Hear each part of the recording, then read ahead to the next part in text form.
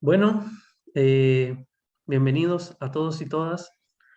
Veo que hay varios conectados. Qué bueno que se vaya sumando la gente.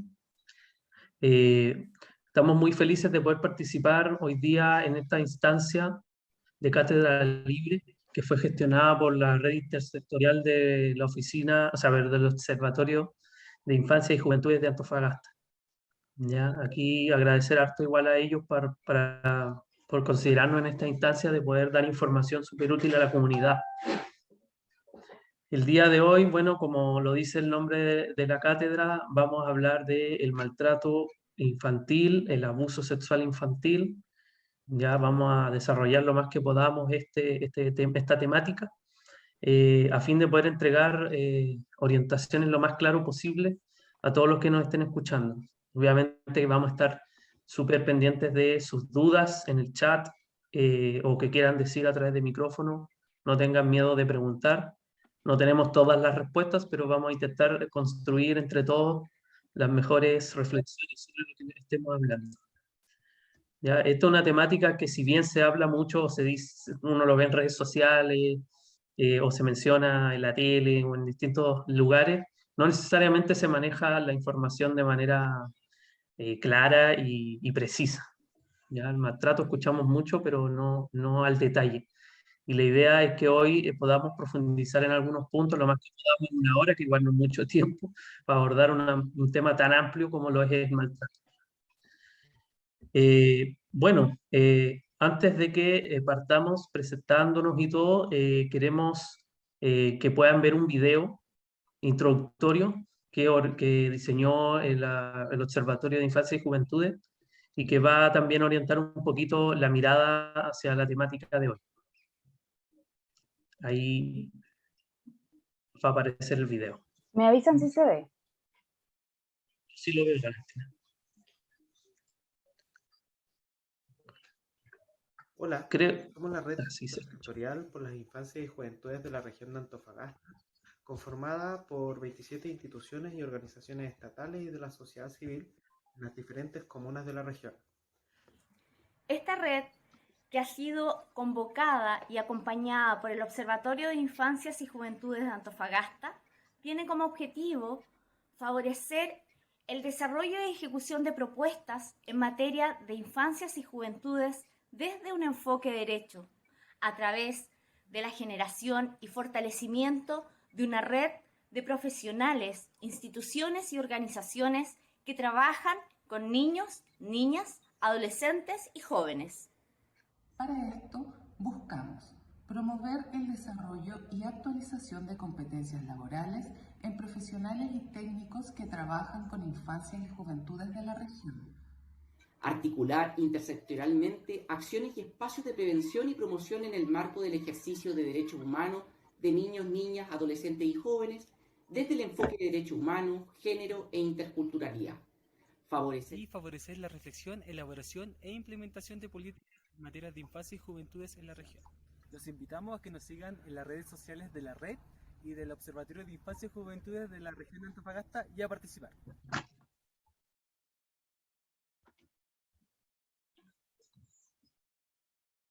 Ya. Muy buenas tardes a todos y a todas. Agradecemos mucho su interés y participación en esta cátedra libre que busca difundir a la población información crucial para el respeto de los derechos de niñas, niños y adolescentes. Agradecemos al Observatorio de Infancias y Juventudes por su gestión y enorme iniciativa a promover y a facilitar estos espacios que van aportando a la revolución de los buenos tratos en la región de Antofagasta. Hoy está con nosotros como expositor mi compañero Diego Alonso Pérez Caña, de profesión psicólogo con magíster en psicología clínica con mediación psicoterapia sistemática y diplomado en trauma.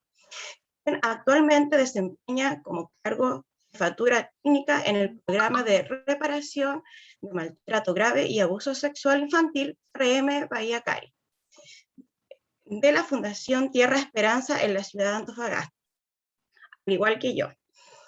Diego se desempeña también en atenciones pacientes de forma particular, pero lo más importante, se identifica como un sobreviviente de una infancia difícil, con la meta de poder aportar a la infancia y a la juventud de la región desde su área y la experiencia de vida. Así que ahora los dejo para que Diego comience con la exposición. Muchas gracias, compañera. Bueno, también presentarle obviamente a mi compañera aquí de trabajo que está presente apoyando en esta instancia. Ella es Elizabeth Contreras Rivera, trabajadora social, ya trabaja también en el PRM Bahía Cari junto conmigo y el equipo.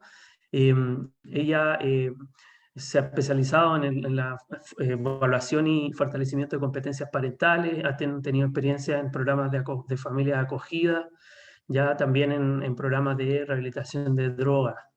Ya, ella hoy día va a tener un rol de entrevistadora, entre comillas, y también obviamente va a entregar sus aportes desde su área, que es muy importante porque ha trabajado con familias en contextos de maltrato grave y abuso sexual infantil.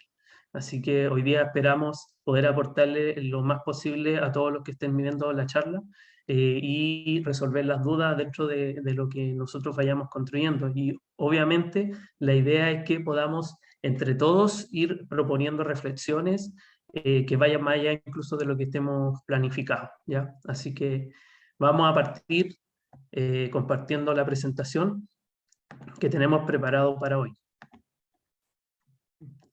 ¿Me avisan si se ve?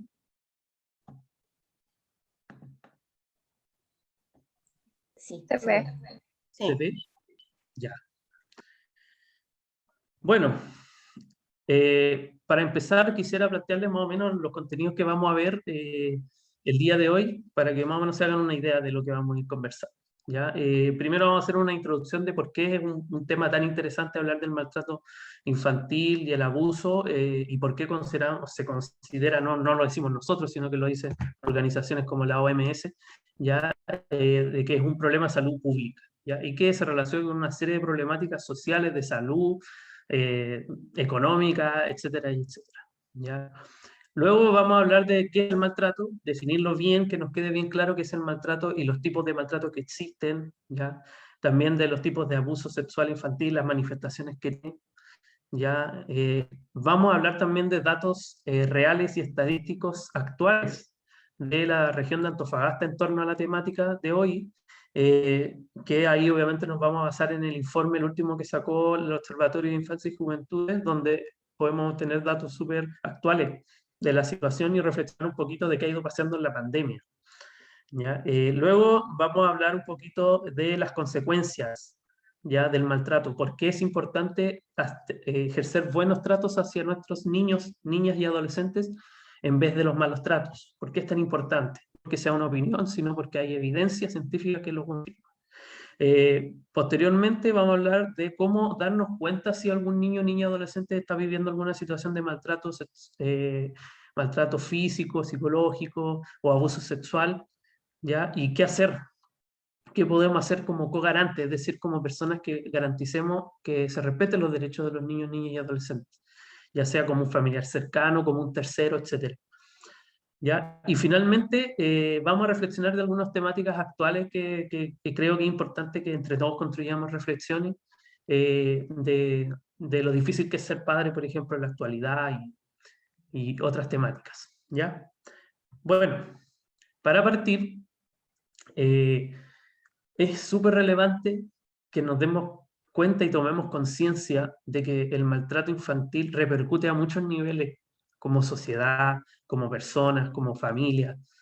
¿Ya? Se ha demostrado a partir de diferentes estudios que el maltrato infantil incide, por ejemplo, en los niveles de consumo de alcohol, consumo de sustancias, ¿ya? En el nivel de suicidio infantil y adolescente, que ojo que Chile está liderando en suicidio adolescente a nivel de distintos países de Latinoamérica incluso. También se relaciona con la criminalidad y la delincuencia. Casi todas las personas que están privadas de libertad tienen historias de maltrato o negligencia en su infancia. ¿Ya? Tiene que ver también con una de las principales causas de muerte e invalidez infantil. Es fuerte decirlo, pero es cierto. y además se relaciona con un alto costo a nivel económico también, si lo vemos desde un punto de vista político, socioeconómico, que no pongamos atención a la infancia, trae una serie de problemas que finalmente el Estado tiene que hacerse cargo ya con las consecuencias encima, no previniendo, sino que reaccionando a la problemática que ya no se atacó. ¿Ya? Están otras problemáticas como la trata de menores, la pornografía infantil, ¿ya? Y una serie de situaciones súper graves, situaciones que lamentablemente siguen ocurriendo y que también tienen su inicio en el no respeto por los derechos de los niños, niñas y adolescentes. ¿Ya? Así que con este contexto así súper general y rápido, queremos introducir la importancia de hablar de esto. No es cualquier tema, es algo que nos repercute a todos, de alguna u otra manera, directa o indirectamente. Y bueno, vamos a pasar al tiro a definir lo que es el maltrato. ¿Ya? El maltrato, según la OMS, se define así: toda forma de maltrato físico y emocional o abuso sexual, negligencia o trato negligente, o a cualquier tipo de explotación comercial o de cualquier índole que ocurra en el contexto de relaciones de responsabilidad, confianza o poder y que resulten en daño real o potencial para la salud, la supervivencia y el desarrollo o la dignidad de los niños. ¿Ya? Esta definición, si se fijan, ha ido incorporando como más elementos, ya se fue completando con el tiempo porque iban quedando algunos cabos sueltos. ¿Ya? Y ahí yo subrayo relaciones de responsabilidad, confianza, poder, porque siempre que hay maltrato hay una asimetría de poder. ¿Ya? Los que cuidan a los niños tienen una relación de mayor poder y por lo tanto hay una desigualdad de condiciones. Y en ese contexto se suele dar el maltrato. ¿Ya? Y aquí hay algo importante también, que es el daño real o potencial. Es decir, no porque en el momento en que se dio el maltrato no hay un efecto, vamos a decir que no es maltrato. Si el efecto es algo que se va a dar posteriormente, también es maltrato. ¿Ya? Eso es súper importante. ¿Ya? Y bueno, ahí salen como otras partes de definiciones, como, por ejemplo, la que salen en la Convención de los Derechos del Niño de las Naciones Unidas, donde plantean estos puntos, ¿cierto? Ya que tiene que ver con todo el perjuicio físico, mental o descuido negligente que se da a los niños que se encuentran bajo la custodia de los padres o de un tutor o de cualquier otra persona que lo tenga a su cargo. ¿Ya? Y ahí subrayo eso, de las personas que están a su cargo. ¿Ya? Y cualquier acción u omisión no accidental, ¿ya? Es decir, queda fuera situaciones accidentales donde no nos dimos cuenta o sin querer ya se ejerció alguna situación. Bueno, lo vamos a ir detallando más con ejemplos que vamos a dar en el transcurso de la cátedra. Y nuevamente aparece esto de que causan daño en la salud, el desarrollo, la dignidad o ponen en peligro la supervivencia de los niños, niñas y adolescentes. ¿Ya? Existen distintos tipos. Luego, y para ti específicamente, como por ejemplo, ¿podrías definir algo como tu criterio? ¿Qué es específicamente el maltrato para ti? Sí, el maltrato hay que entender que puede tomar muchas formas, pero siempre son acciones u omisiones, ¿ya? O no hacer cosas que dañan de alguna manera el desarrollo integral de un niño, niña, adolescente, ya que generalmente se da en el contexto de personas que están a cargo de esos niños, niñas y adolescentes. Aunque no necesariamente, porque vamos a ver más adelante que tenemos violencia institucional, por ejemplo, ya, o de los medios de comunicación que también ejercen a veces malos tratos eh, asociados a niños, niñas y adolescentes, pero sería eso, a modo muy acotado, porque hay que ir profundizando en el camino el concepto de maltrato. ¿Ya? ¿Qué elemento convierte en la conducta de un adulto que sea un maltrato? Sí, como habíamos dicho anteriormente, me adelanté un poquito a esa pregunta, fue primero que tiene que ver con las personas que están como a cargo, que hay una asimetría de poder, ¿no es cierto? Que no es accidental, ¿ya? Y que además causa perjuicio real o potencial a niños, niñas y adolescentes. ¿Nos puedes comentar un poquito ahora los tipos de maltrato que existen? Sí. Bueno, estos son como los principales tipos de maltrato dentro de lo que se busca en la bibliografía, se encuentra en la bibliografía, hablan de maltrato activo, ya que tiene que ver con ejercer algún tipo de acción negativa hacia los niños, niñas y adolescentes, o pasivo, que está todo el área de la negligencia, es decir, de no hacer cosas, por eso se llama pasivo. ¿Ya? Y se diferencia también lo intrafamiliar de lo extrafamiliar. ¿Ya? Dentro de los tipos de maltrato activo está el maltrato físico, archiconocido, ¿ya? Que tiene que ver con los golpes, los tirones de oreja. Bueno, ahí vamos a detallar con ejemplos todas las formas que puede tener, golpes con objetos, ¿ya? Etcétera, etcétera. Hasta incluso casos ya más extremos de tortura física.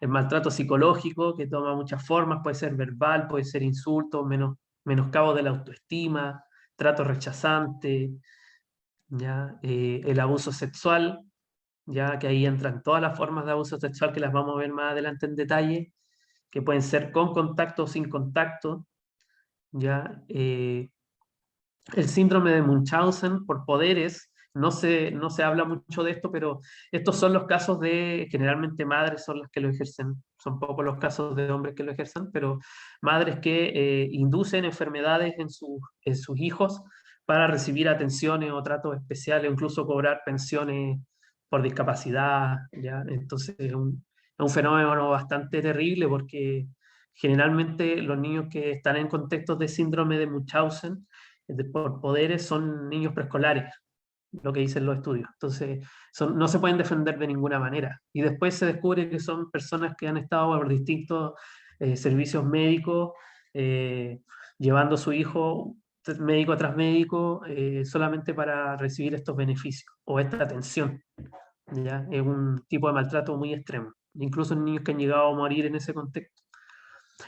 Maltrato prenatal tiene que ver con todo lo que ocurre antes, o sea, durante el embarazo y en el periodo, ¿no es cierto?, del parto, ya también se pueden dar situaciones de maltrato. ¿Ya? Por ejemplo, un tipo de maltrato prenatal puede ser el consumo de sustancias durante el embarazo, ya golpes durante el embarazo, etc. Y ya a nivel de lo extrafamiliar, nos encontramos con otros tipos de maltrato, como por ejemplo el institucional, donde entran distintas instituciones, la escuela, los servicios sanitarios, de salud, el servicio judicial, las fuerzas de seguridad. Ahí, por ejemplo, aparece, no sé si se acuerdan el tema del estallido social, cuando muchos carabineros actuaron con cosa que no está dentro de su protocolo. Eso, por ejemplo, un tipo de maltrato infantil, digámoslo con todas sus letras. ¿Ya? Los servicios sociales también pueden ejercer malos tratos. ¿Ya? Medios de comunicación, por ejemplo, cuando exponen a los niños la información de su situación privada, la exponen y se sabe en todos lados, no resguardan la integridad psicológica que hay que cuidar a veces en los niños y lo hacen solamente para tener la atención de los telespectadores y eso es una vulneración. ¿Ya? Y la explotación, que aparecen cosas tan horribles como la explotación sexual comercial infantil, ¿ya? O la explotación laboral, que se da mucho en países, por ejemplo, de África, donde, por ejemplo, las empresas de cacao tienen niños trabajando que no les pagan nada, les dan un poco de comida y con eso después nosotros nos servimos un rico chocolate sin saber qué es lo que hay detrás. ¿Ya? Entonces, todas estas formas puede tener el maltrato infantil.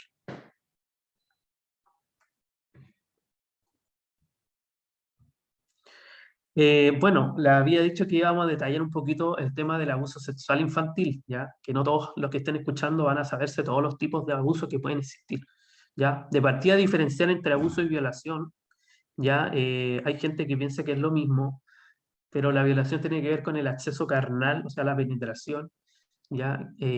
Con el miembro viril masculino ya a una niña en forma vaginal o anal, ¿ya? O oral, o a un niño también, ¿ya? Eso es violación. Y el abuso puede tener muchas formas, como sale aquí en la diapositiva. pueden ser con contacto físico o sin contacto físico. ¿Ya? Dentro de los que tienen contacto físico aparecen los comentarios sexuales, o sea, sin contacto físico, ¿sí?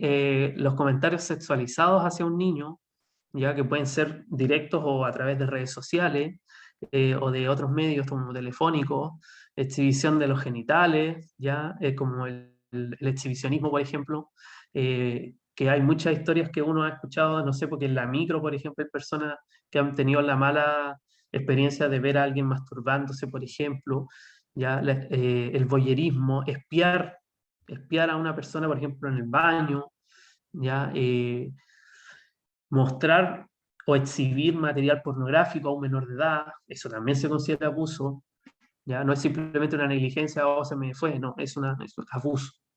¿Ya? Inducción de que el niño o adolescente se desnude o tenga alguna conducta sexual, grabarlo, por ejemplo, también haciendo cosas de connotación sexual.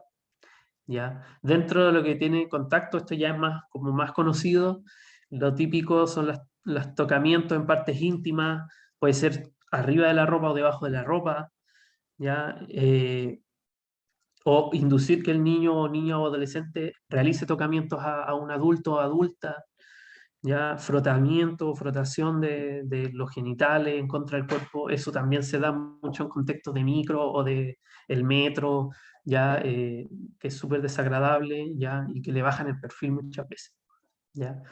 También puede existir cosas más específicas, no tan comunes, pero que igual se dan, que son la penetración con objetos, penetración digital, es decir, con los dedos, ya sexo oral, forzado, besos con lengua, succionar, besar, lamer, morder, ¿ya? O sea, y ya finalmente aparece lo que es la penetración, ¿no es cierto?, que se considera legalmente como la violación, ¿ya?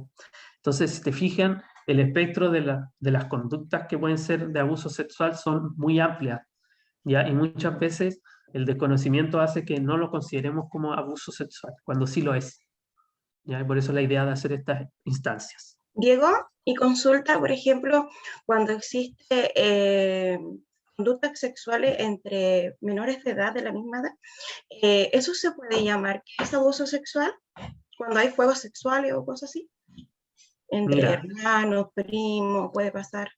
sí, sí, es una duda muy frecuente. ¿Ya? Vamos a ir un poquito a una diapo que está más adelante, esta de acá, ¿ya? Hay cosas que hay que diferenciar, ¿ya? El abuso sexual o violación siempre va a ser entre un menor de edad y un adulto o adulta, ¿ya? Y tiene todas las manifestaciones que ya mencionamos. Pero también se puede dar lo que se llaman prácticas abusivas sexuales, que es cuando dos menores de edad están involucrados en una interacción sexual, pero que tiene ciertas características, como por ejemplo que no hay consentimiento, sino que es algo forzado, donde hay una intención de dañar, ¿ya? Y que tiene una connotación que transgrede al otro, ¿ya? Totalmente. Y ahí, por ejemplo, habría que evaluar si estos primos, en la manera que interactuaron, se dieron estas condiciones de un no consentimiento, de una intención de dañar, ¿ya? Tiene que ver mucho con la edad igual.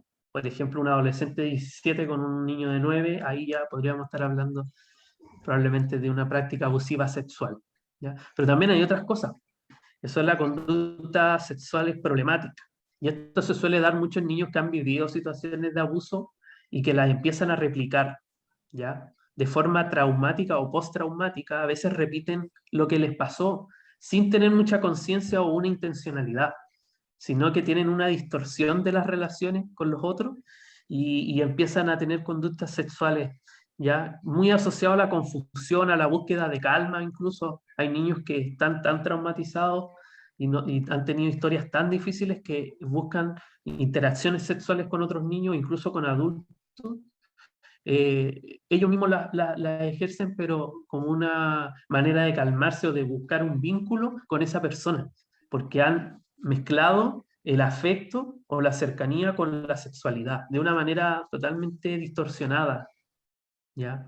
Entonces ahí estaríamos hablando de conductas sexuales problemáticas. ¿ya? Y otra cosa que se suele dar en las conductas sexuales problemáticas es que se dan en relaciones más consensuadas, ¿ya? O sea, no hay como un tema así forzado, sino que sea como instancias como de juego donde no hay mucho no se ejerce violencia, ¿ya? Sino que hay una confusión respecto de lo que se espera, de lo que son los límites del cuerpo, ¿ya? Diego, Pero ¿y también cómo? un poquito para terminar, están las conductas sexuales intrusivas, ya que se da más en, por ejemplo, el niño síndrome de Down. Ellos tienen un descontrol a veces de los límites, o entonces de su impulso, y a veces cuando están en su etapa exploratoria como que tienden a tocar o a tener conductas intrusivas, que igual los otros lo viven de una manera desagradable, el persona que lo recibe, pero que está en ese contexto, en una persona que tiene una dificultad, ¿ya? Y que no hay una intencionalidad, ¿ya? Y también se da en niños preescolares o muy pequeños que tienen a veces conductas de este tipo, pero que no se puede llamar que son prácticas abusivas sexuales, sino que son intrusivas. Ya son diferencias que hacen los autores de repente para no categorizar tan duramente a los niños que se involucran en estas conductas. ¿Ya? Y Diego, bueno, otra. obviamente también están las conductas sexuales esperables, ¿ya? Que son lo que se espera a veces por propio de la edad. Ya. Ahora, Diego, te quiero hacer otra consulta. Por ejemplo, ¿cómo podemos nosotros diferenciar las conductas de exploración normales de los niños ejemplo, con las prácticas abusivas sexual o conductas sexuales problemáticas? ¿Cómo un padre se puede percatar si es o no es una de estas clasificaciones? Voy a dar un ejemplo clásico que es el de la masturbación, ¿ya? Bueno, los que son papás o tienen sobrinos o nietos, habrán visto alguna vez que los niños, no sé, de 4 años, se frotan a veces en sillones, almohadas, ¿ya? Y normalmente lo hacen medio escondido o uno les dice y lo dejan de hacer, ¿ya? Eso es lo esperado. Cuando uno tiene que prender la alarma, la luz roja, cuando el adulto, por ejemplo, le dice al niño, por favor, no hagas esto, hay otras personas presentes, hijo, no lo haga, y lo sigue haciendo. O lo hace a tal punto que se llega a hacer incluso daño en sus genitales. Se irrita, tiene lesiones ahí de tanto que lo hace, de manera compulsiva. Por eso, cuando hablamos, por ejemplo, de conductas sexuales problemáticas, hablamos de un ejemplo de eso sería la masturbación compulsiva, que se da así frente a cualquier persona, un niño que se masturba delante de cualquier persona, que incluso se puede llegar a introducir objetos, ¿ya? Y que se hace daño y que no detiene la conducta a pesar que se le diga, ¿ya? Y además, a veces incluso el niño está como disociado, como que está en otra parte y lo hace casi de forma automática y eso puede ser una señal de trauma.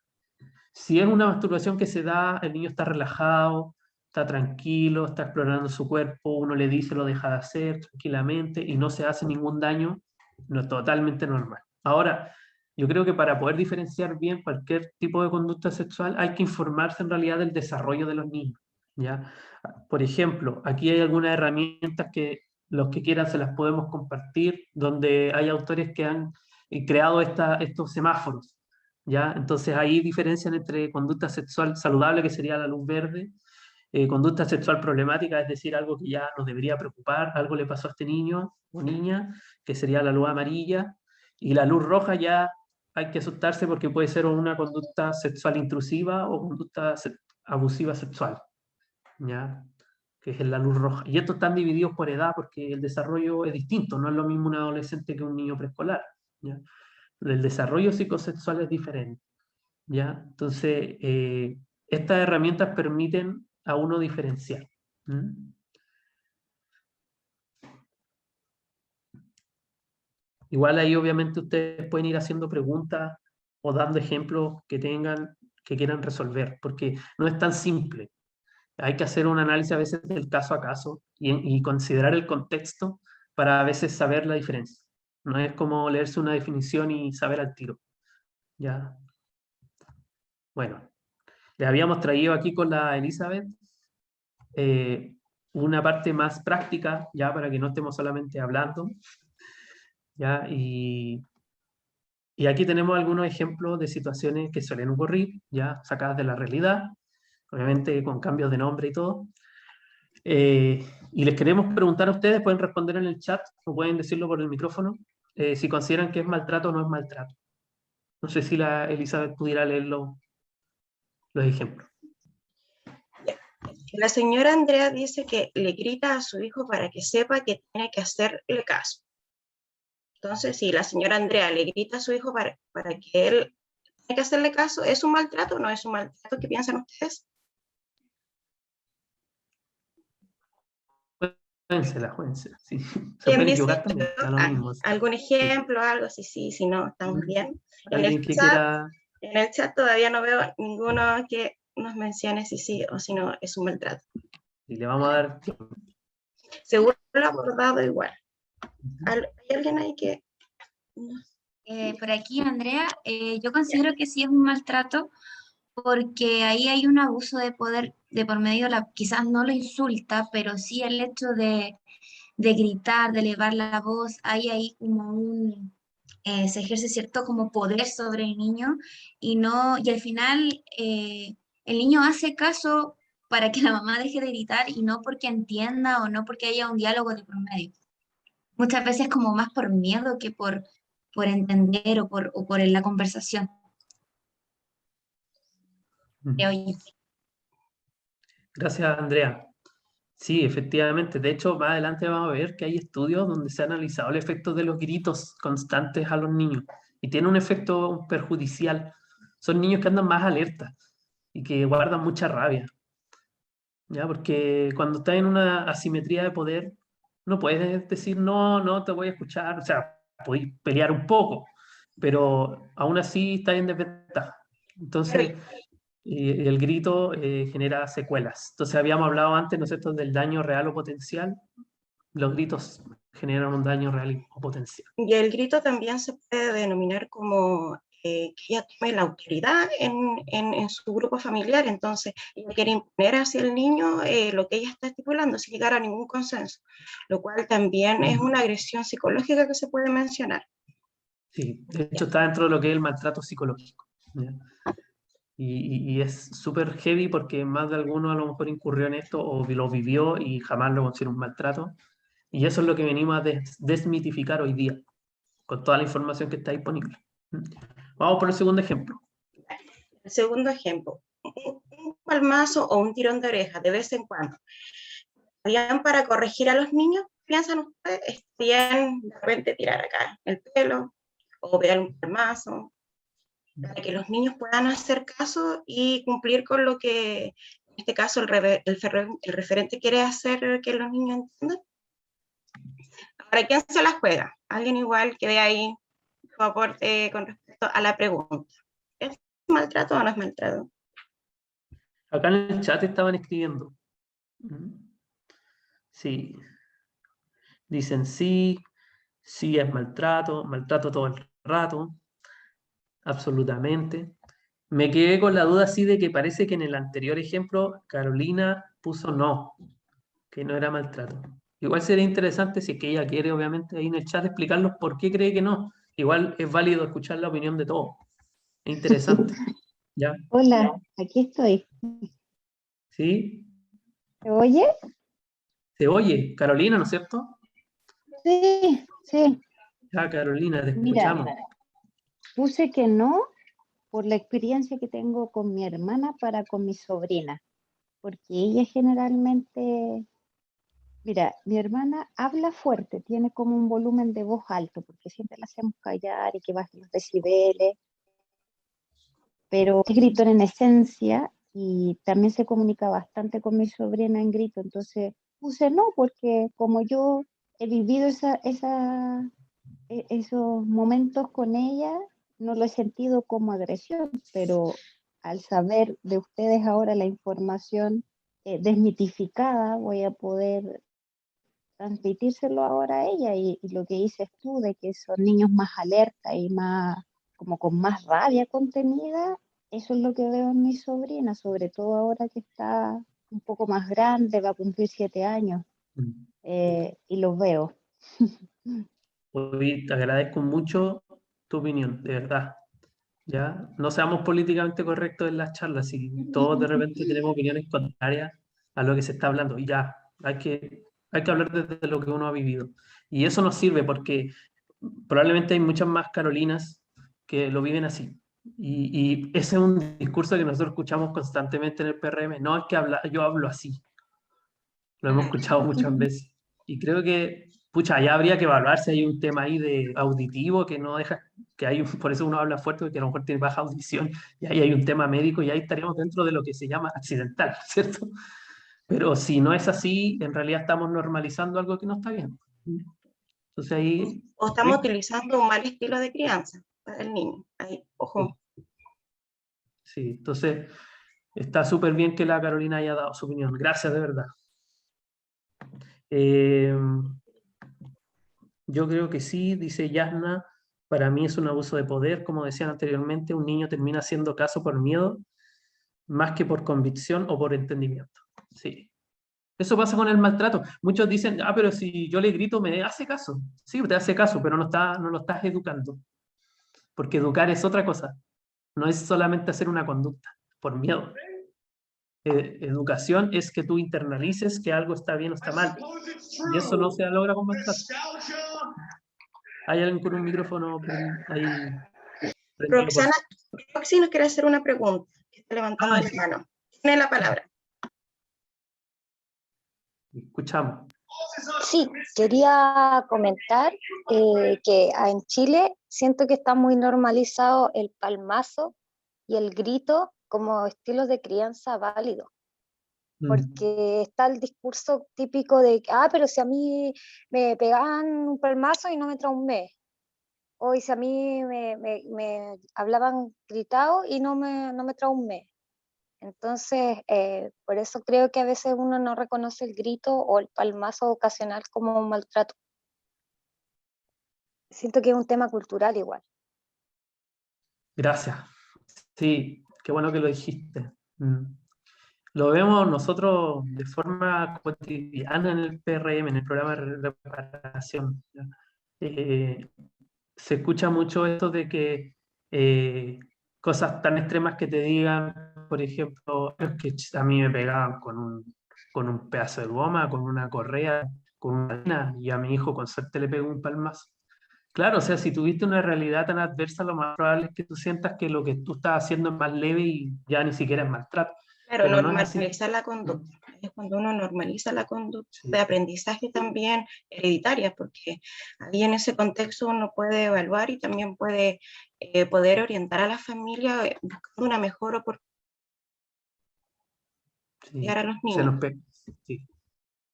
Nos pegó un poco ahí la compañera, pero entendimos la idea, Elizabeth, y sí, pues.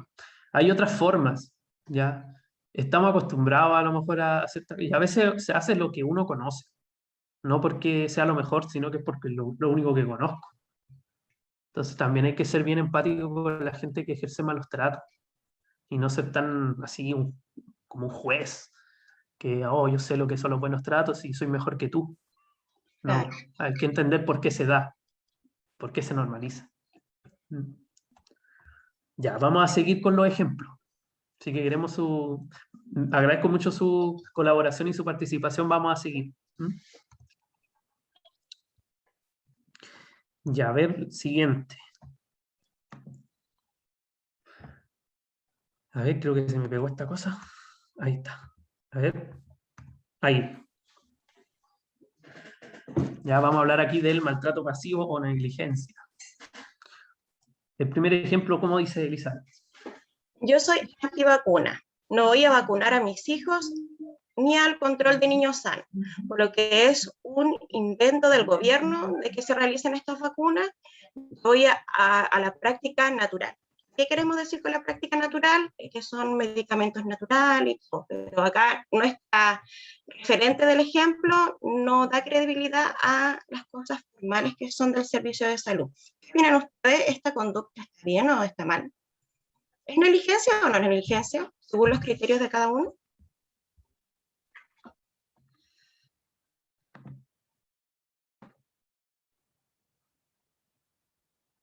Aquí Natalia nos dice que sí, sí es negligencia.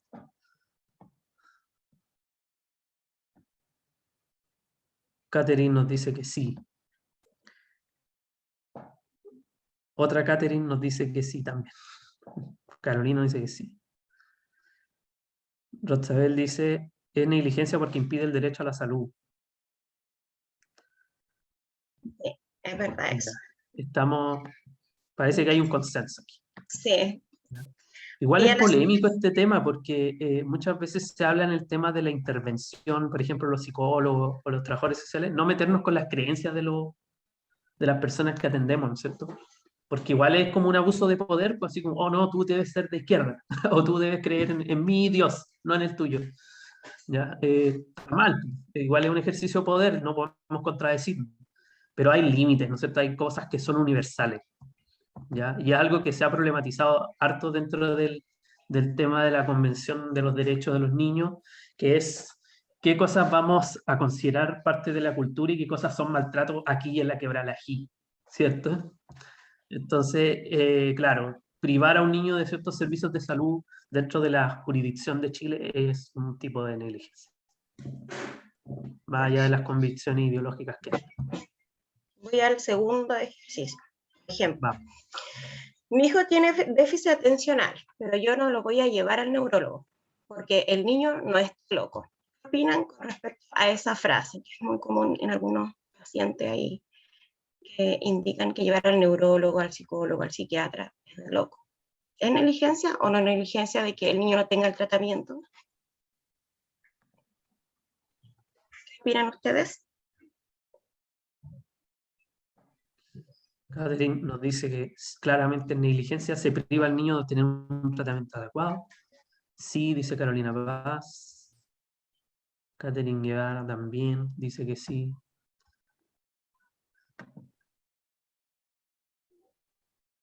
Ya, los que trabajan en colegio y que se hayan conectado, ¿nos pueden contar alguna experiencia de esto?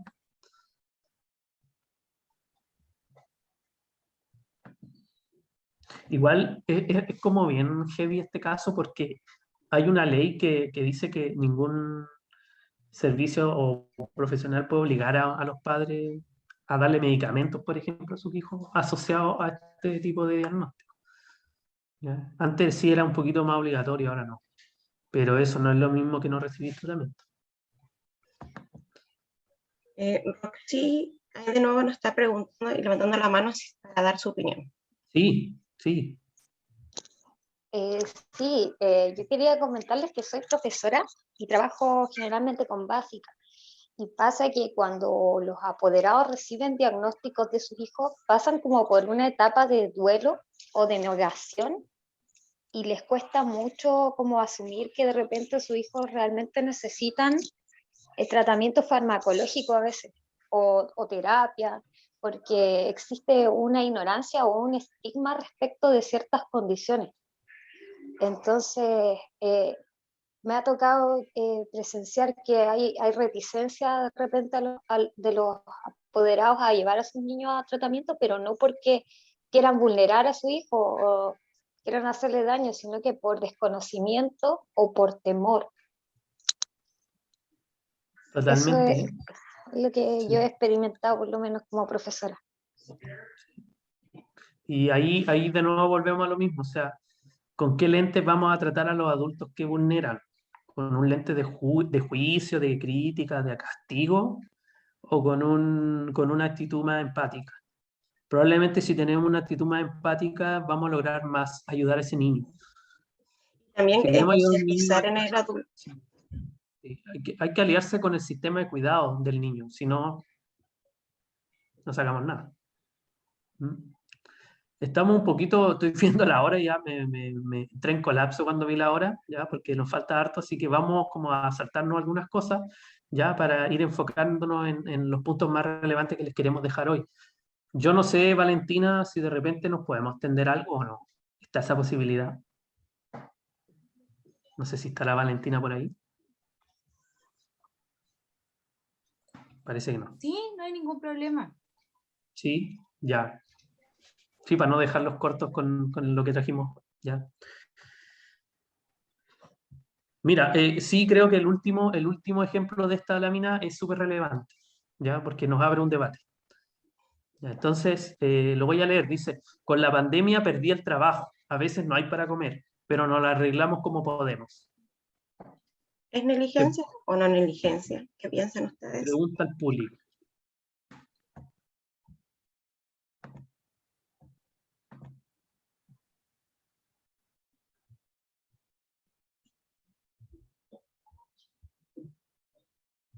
Alguien levantó la mano. Catherine Fuentes. Sí, yo pienso que en el último punto lo veo difícil como negligencia porque aparte de que es un elemento externo el que está afectando a la situación que no pasa realmente por los padres.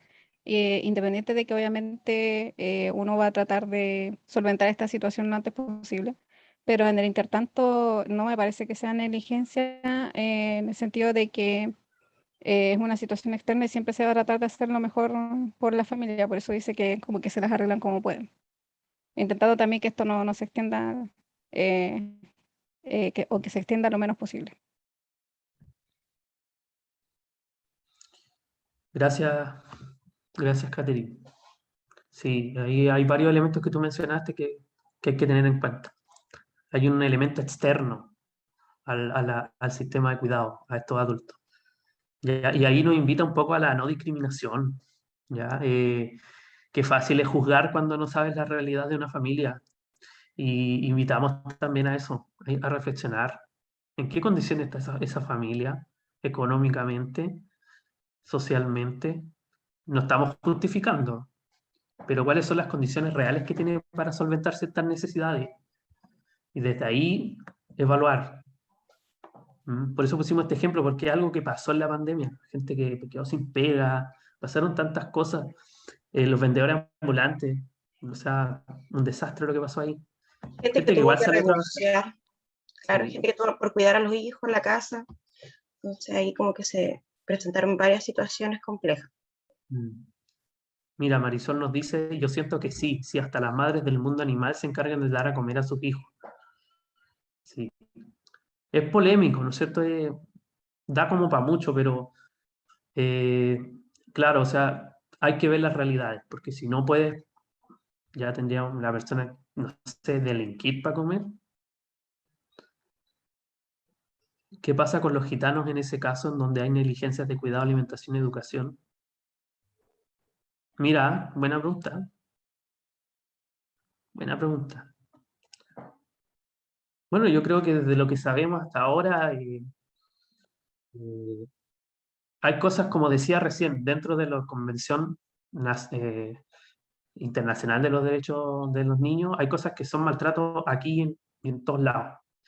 Y porque la ciencia dice que son negligencia y que afectan y generan un perjuicio. ¿Ya?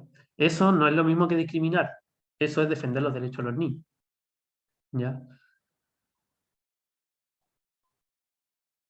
Pero claro, ahí uno podría entrar en debates. Pero estando bajo ciertas leyes que regulan lo que son los derechos de los niños, hay que cumplirlas. ¿Ya? Y además porque la evidencia científica nos dice que un niño que no come bien no se desarrolla bien cognitivamente y todo. Y si hay alguna manera de obtener eso bien y no se está recurriendo a ello, hay negligencia. ¿Ya? Pero yo creo que el debate se amplía mucho ahí en ese caso porque hay temas culturales, etcétera. Me acuerdo una vez una noticia que hubo súper polémica donde unos gitanos dejaron amarrados a unos niños en una carpa, ¿ya? Y se los quitaron y todo, y ellos decían, nosotros amarramos a nuestros niños para que no los atropellen o no les pase algo. Ustedes, los chilenos, violan a sus hijos. Como, yo me acuerdo que salió esa la noticia, no sé si alguien se recuerda de esa noticia, yo me quedo grabada. Y era como para pensarlo, ¿ya?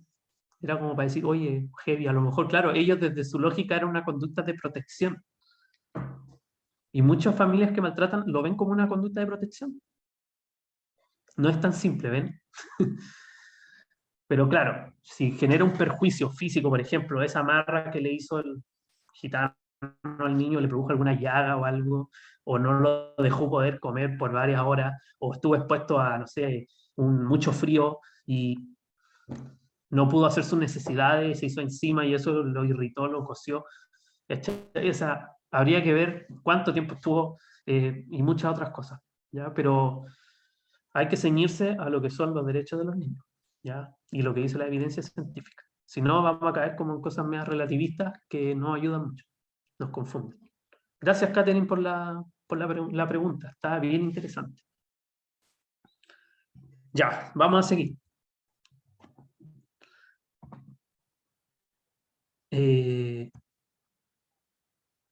Ya, bueno, esto lamentablemente por tiempo no sé, no lo vamos a poder pasar, pero si alguien tiene un ejemplo de una situación donde cree que hubo abuso, pero no, le quedó la duda, la puede poner en el chat o nos puede decir por micrófono y la aclaramos, ¿ya?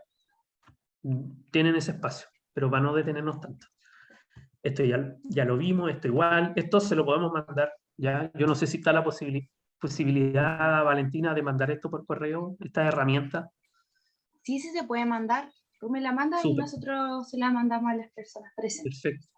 Herramientas que les pueden servir para incluso en sistemas escolares, en otros programas, no sé, personas de residencias, de niños, etcétera, que ocupen estas herramientas. ¿Ya? Todas las ganas con la Elizabeth de compartirla.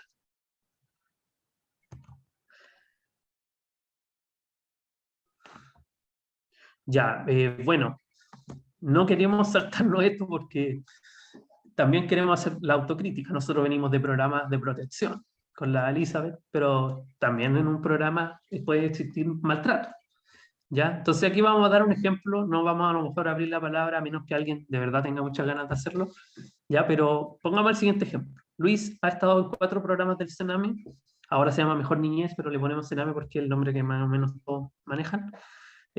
Además tiene un psicólogo y un psiquiatra en COSAM. Aparte va al pie de la escuela. ¿Será maltrato o no será maltrato? Bueno, desde el punto de vista de nosotros, sí es. ¿Ya? ¿Por qué? Porque estamos exponiendo a un niño a una sobreintervención. ¿Ya? Se podría considerar un maltrato institucional que vulnera sus derechos. ¿Le estamos preguntando a ese niño cómo se siente con tanto profesional? ¿Habrá algún perjuicio real o potencial al estar expuesto a tanta intervención? ¿Más es mejor? No necesariamente. ¿Ya? Bueno. El otro ejemplo iba un poco a lo mismo, negligencias que se cometen desde las instituciones que se supone que están para cuidar a los niños, niñas y adolescentes. Puede ocurrir, ya ocurre más de lo que quisiéramos. Ya. Y aquí van los datos de la región, ¿ya? Estos son un porcentaje de las medidas de protección desde el 2015 hasta el 2021, ¿ya? Lo que va del 2021, que en todo caso está por terminar. ¿Ya? ¿Y qué se puede observar? Si ustedes se fijan, la cantidad de medidas de protección fue como avanzando hasta como el pic que estuvo en el 2018 y como del 2019 en adelante bajó así como drásticamente. ¿Ya? ¿Alguien que quiera opinar de por qué cree que pasó esto? Lo puede poner en el chat o lo puede decir por micrófono. ¿Ya? Llama mucho la atención porque bajó justo la pandemia, las denuncias, el proceso, todas estas cosas. ¿Por qué habrá bajado en la pandemia específicamente? ¿Qué creen ustedes? Ahí vamos a estar atentas al chat. Y esto creo que pasa en todas partes, que ha disminuido algún porcentaje. ¿Me dice? Ya. ¿Alguien que quiera compartir su opinión con respecto a...? Son hipótesis, estamos aquí haciendo conjeturas porque habría que hacer un estudio más profundo para saber así como la causa de esto. Y probablemente son más de una. Pero son conjeturas, conclusiones que uno puede sacar desde la observación. Claro, acá dicen porque están atrapados en sus casas. Con los abusadores, dice. Sí, es algo que se problematizó mucho en la pandemia. Qué tan bueno era que los niños estuvieran siempre en la casa, cuando la mayor cantidad de abusos se da por parte del miembro de la familia. Y también, así como dato, la mayoría de los abusos sexuales o de maltratos también son expuestos por las instituciones, por los colegios, por los CEFAM, por los COSAN, medios que también informan con respecto a situaciones que los niños pueden develar. Así que están en el contexto de pandemia, igual ahí se complica un poco. Carolina quiere hablar igual, Carolina Valdivia. ¿Escuchamos, Carolina? Ya. Sí, hola Diego. Mira, mi pregunta es súper puntual. ¿Qué pasa cuando se ha producido abuso de pequeño, ¿cierto? Y esto, ¿qué es lo que suele ocurrir en muchas personas adultas? Y esto se oculta hasta la adultez. ¿Qué pasa en cuanto a la impunidad? De pronto cuando ya es adulto está más maduro y de pronto quiera denunciar, cuando ya hay un abuso de parte de un familiar. ¿Qué pasa en ese sentido? ¿Tú te refieres a legalmente? ¿Qué se puede hacer legalmente? Exacto. Ya, bueno, hace 2 años, si no mal no recuerdo, se aprobó la ley de la imprescriptibilidad de los delitos sexuales. Fue una iniciativa bastante maravillosa, un avance jurídico en el país, pero que no consideraba los casos retroactivos. Es decir, solamente esa ley se cumple, esa imprescriptibilidad, para los casos posterior a la aprobación de la ley. Todos los abusos que ocurrieron antes de la aprobación de esa ley, lamentablemente no corre la imprescriptibilidad. ¿Ya? O sea que bueno, estoy hablando de un concepto que quizás no todos manejan, así que lo voy a explicar. Se dice que un delito prescribió cuando han pasado cierta cantidad de tiempo y ya no hay posibilidad de determinar si existió o no el delito. Entonces, la ley da como un plazo para denunciar porque ya... Y si te pasas de ese plazo, prescribe y no se investiga y se considera que no hubo delito. ¿Ya? Eso es prescribir. Entonces, se hizo toda una iniciativa, estuvo Lavinka Jackson, que es una ¿cómo se llama? Activista del tema del abuso sexual infantil, bueno, de una gestión de años y todo, hablando ahí con los gobiernos y todo, y se llegó a aprobar esta ley, si mal no recuerdo, hace 2 años atrás, y eso implica que aunque hayan pasado 10, 20 años, tú puedes seguir denunciando a esa persona, ya, para que se investigue y a lo mejor se aplique alguna pena, ¿ya? Se puede hacer, pero, insisto, lamentablemente no corre para los casos anteriores a la aprobación de la ley. De ahí para adelante. Ya, eso.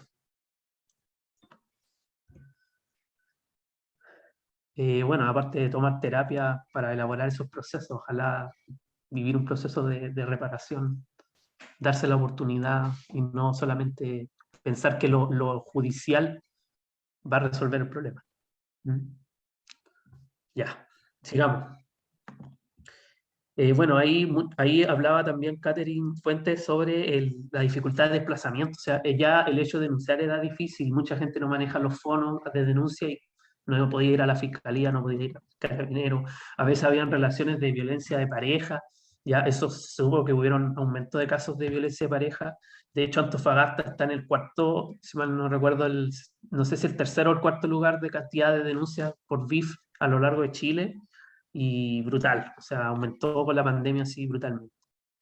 Y ahí, obviamente, que cuando hay violencia de pareja, hay más probabilidad de maltrato, pero se invisibiliza más también. Entonces es difícil la situación que vivieron los niños en el contexto pandémico. ¿Ya? Acá tenemos algunos datos como más específicos de comunas, por ejemplo, Mejillones y tal. ¿Ya? Si se fijan, en Mejillones hubo un aumento así muy heavy de las medidas de protección, con un pic en el año 2019 y después un descenso brutal 2020-2021. ¿Ya? Como que se estaba avanzando en visibilizar la vulneración de derechos y de repente como que la pandemia hubo un retroceso en ese sentido. ¿Ya? En tal vemos el mismo comportamiento, ¿ya? Un aumento progresivo, pic en el 2019, o sea, 2018, descenso. ¿Ya? Esto ya es más específico, es una división, esto está todo en el informe que hizo la oficina, perdón, el Observatorio de Infancia y Juventudes, y aquí están esos datos, ¿ya? En ese informe, que también se los podemos compartir. ¿Ya? Y ahí salen, por ejemplo, diferencias por tipo de vulneración o tipo de maltrato. ¿Ya? La negligencia está liderando, ¿ya? La violencia intrafamiliar, segundo lugar, el abuso sexual, para variar, también está dentro de los primeros, ¿ya? Y el que menos se da es el tema de las denuncias por violación. ¿Ya? Aquí puse una notita que tiene que ver con que el Observatorio de Niñez y Adolescencia año 2017, indica que habría una importante cifra de casos de abuso sexual no denunciados, que oscila entre un 70 y 80%. Es decir, de 7 de cada 10 situaciones de abuso nunca se llegan a denunciar. Por lo tanto, estas cifras del gráfico son engañosas, porque si le agregáramos ese otro porcentaje, claramente aumentaría. No nos olvidemos que la investigación dice que un niño o una persona víctima de abuso se demora en promedio de 4 a 7 años en denunciar, o en develar, en contar qué le pasó. De ahí a que se denuncie es otro tiempo más. Ya, hace mucho tiempo. ¿Ya? Y acá abajito se ve un gráfico de el tipo de vulneración por sexo. Y aquí de nuevo aparece el tema género. ¿Por qué? Porque adivinen, en casos de abuso infantil, la mujer vuelve a liderar con mayores casos de abuso. ¿Ya? Esto es el contexto regional. Si lo vemos nacional y mundial, vamos a ver el mismo patrón. ¿Ya? Y en el caso de violencia intrafamiliar, aparecen los hombres con más porcentaje. ¿Ya? Habría que analizar por qué se habrá denunciado menos en casos de niñas, no sabemos. ¿Ya? ¿Será que los niños muestran más conductas como violentas y se nota más y las mujeres son más piolas? No sabemos. ¿Ya? Y puedo estar incurriendo en prejuicios. ¿Ya?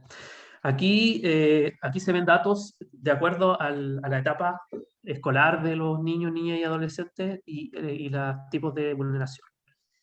¿Ya? Entonces, donde hay más, parece ser más vulneración, es en el segundo ciclo básico. ¿Ya? Si se fijan aquí en esta barrita, 39.60% es la mayor cantidad de victimización de niños, niñas y adolescentes. ¿Ya? También acá aparece la enseñanza media, en el caso de las negligencias. ¿Ya? En el caso de la violencia intrafamiliar aparece de nuevo la prebásica, como una época donde más se da este tipo de vulneraciones. ¿Ya? Voy a seguir para no marearlos con números. Este es de la PDI. ¿Ya?